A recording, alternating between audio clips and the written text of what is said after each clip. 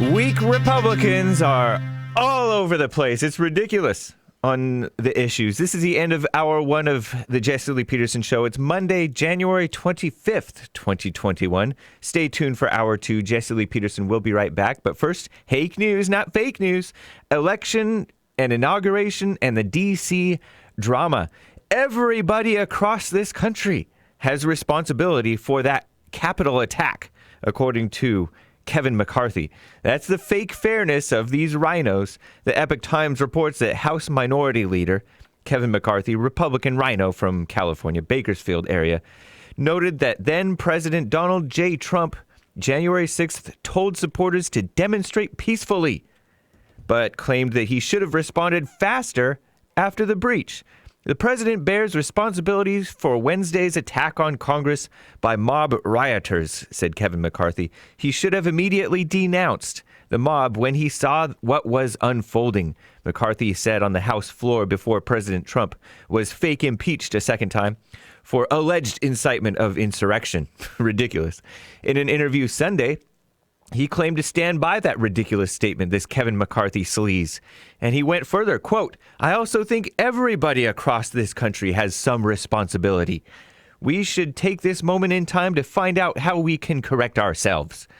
Trump had not finished speaking at the Ellipse January 6th, about 2 miles away from the Capitol, when the violence started January 6th.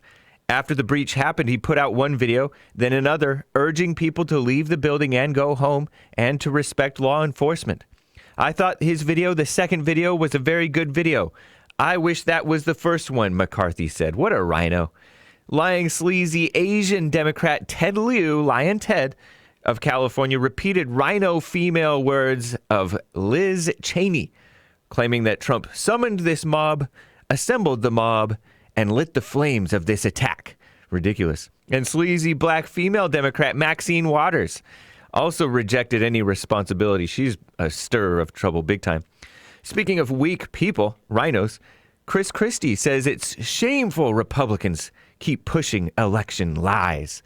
Breitbart reports fat RINO, fake friend of President Trump, former Governor Christie, Republican from New Jersey, said Sunday that it was shameful that Republicans have continued to claim there was widespread voter shenanigans in the 2020 election. Christie said this election was not stolen. All of the facts point in that direction.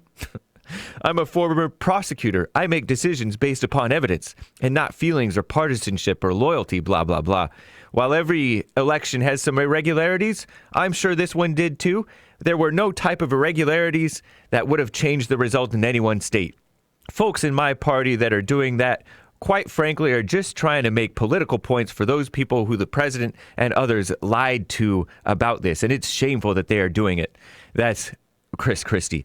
Here's a more honest RINO. Rand Paul spars with George Stephanopoulos over election integrity and voter shenanigans, according to Revolver News. You can watch Rand go. It's a 7-minute video on Rand Paul's YouTube channel. Yet, Rand Paul voted to certify the election. Ridiculous. "The election was not stolen," George Stephanopoulos, Clinton fanboy, put to Paul as his first question. "Do you accept that fact?" Rand Paul said, quote, "We never had any presentation in court where we actually looked at the evidence. Most of the cases were thrown out for lack of standing, which is a procedural way of not actually hearing the question. There were several states in which the law was changed by the Secretary of State and not the state legislature. To me, those are clearly unconstitutional." And he noted that those may actually go all the way up to the Supreme Court, even though it's too late now, right? Oh, too late now. Trump is not your president anymore. "If we want greater confidence in our elections, and 75% of Republicans agree with me, we do need to look at election integrity, and we do need to see if we can restore confidence in the elections." Stephanopoulos mindlessly repeated the notion that it was not stolen. So Rand Paul tweeted that he did vote to certify, but he said, "I'll spend the next 2 years going to every state legislature to trying to fix the laws, protect our vote, and stop election shenanigans." Yeah, right. I'm James Hake. Now on to Jesse, hour two.